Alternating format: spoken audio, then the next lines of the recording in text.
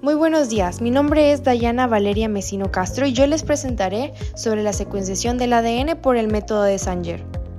Primero que nada, ¿qué es la secuenciación del ADN? Bueno, esta es la determinación del orden de las bases de nucleótidos dentro de un fragmento dado de DNA.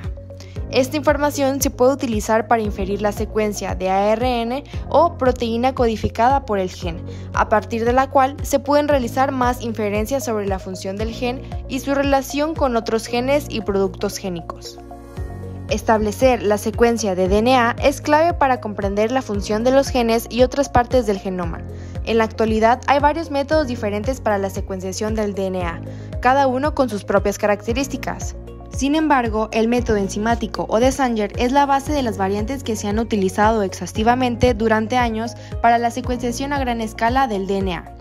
En él no se degrada el DNA como en el método químico, sino que se acude a la interrupción controlada de la síntesis de una hebra complementaria durante una replicación in vitro. La comprensión de los principios del método y el gran cambio introducido con la utilización de fluorocromos son de interés tanto por sí mismos como para la interpretación de métodos posteriores. Para la secuenciación de Sanger, la muestra de DNA de partida procede en general de la clonación celular, de la amplificación por PCR o de la digestión controlada por una enzima de restricción de un genoma, un cromosoma u otro fragmento de DNA.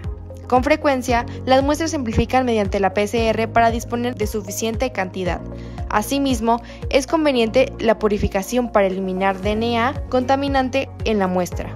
El método de Sanger se apoya en dos conceptos fundamentales: la síntesis a cargo de una DNA polimerasa y el uso de nucleótidos terminadores. Este método sintetiza el ADN complementario a una plantilla de DNA monocatenario añadiendo desoxinucleótidos trifosfato y didesoxinucleótidos trifosfato, marcados con un marcador fluorescente que finaliza la elongación. Basándose en estas etiquetas, se identifica la secuencia. Estos desoxinucleótidos trifosfato son modificados en el carbono 3' del azúcar ribosa, ya que no tiene un grupo hidroxilo. Por lo tanto, estos se utilizan como terminadores de cadena en el extremo 3', ya que el enlace fosfodiéster no se forma con el siguiente nucleótido entrante. Para este método es necesaria una plantilla a copiar, es decir, un DNA de una hebra, que es la secuencia que se desconoce. Un primer para empezar la copia, dado que se emplea una DNA polimerasa para sintetizar las hebras complementarias a la que se quiere secuenciar. Una DNA polimerasa TAC, es decir, termoestable. También se necesitan los desoxinucleótidos y una baja cantidad de didesoxinucleótidos que añadir al primer. Estos, marcados con colorantes fluorescentes, finalizan la copia tras añadirse. El primer paso para la secuenciación de Sanger es la desnaturalización de la cadena molde. Este procedimiento inicia con una población de moléculas plantilla idénticas, ya sea un producto de PCR o un fragmento de DNA clonado. La reacción de secuenciación da comienzo como la PCR, cuando las mezclas se calientan a una temperatura que hace que las dos cadenas de plantilla se desnaturalicen. El segundo paso es la hibridación del cebador. El DNA plantilla se mezcla con un cebador que es complementario al extremo 3' de una cadena de la región por secuenciar. Después, la cadena se enfría de modo que el cebador puede hibridarse con el DNA plantilla. El tercer paso es dividir la mezcla en 4 partes, ya que se realizan 4 reacciones separadas. A cada tubo se le va a agregar los nucleótidos normales. Asimismo, se le agregarán solo uno de los didesoxinucleótidos marcados, ya sea DDATP, DDCTP, DDGTP o DDTTP. El cuarto paso es la adición de la DNA polimerasa TAC.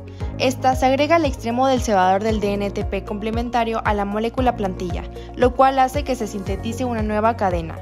De vez en cuando, la polimerasa inserta un didesoxinucleótido en vez de un nucleótido normal. Esto hace que se termine la cadena con un didesoxinucleótido marcado fluorescentemente.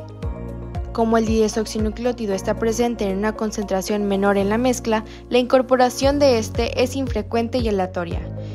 El resultado es una secuencia complementaria a la plantilla, comenzando con el primer y finalizando marcada de distinta manera en cada nucleótido y de la longitud que queremos según el número de reacciones que hagamos. El quinto y último paso es la repetición del ciclo. Una vez que se completa la fase de extensión de la cadena, la temperatura vuelve a elevarse para desnaturalizar las nuevas moléculas de DNA bicatenarias. El ciclo de hibridación, síntesis y desnaturalización se repite muchas veces, generando una gran población de cadenas de DNA hijas. Para el método de Sanger, la electroforesis en gel es de suma importancia, ya que cuando todos los ciclos se completan, los productos de reacción se separan por electroforesis en gel en capilares muy finos. En la secuenciación manual de Sanger, los oligonucleótidos de cada una de las 4 reacciones de PCR se ejecutan en 4 carriles separados de un gel. Esto permite al usuario saber en qué oligonucleótidos corresponden a cada ddNTP. El orden de los colores en el gel corresponde a la secuencia de base de la molécula plantilla. La electroforesis en gel de alta resolución puede separar fragmentos que difieren en un solo nucleótido de largo. Por ejemplo, si el fragmento inicial contenía 100 nucleótidos, entonces cada una de las 100 moléculas hijas marcada migra a un punto diferente en el gel, donde la molécula más corta migra más lejos.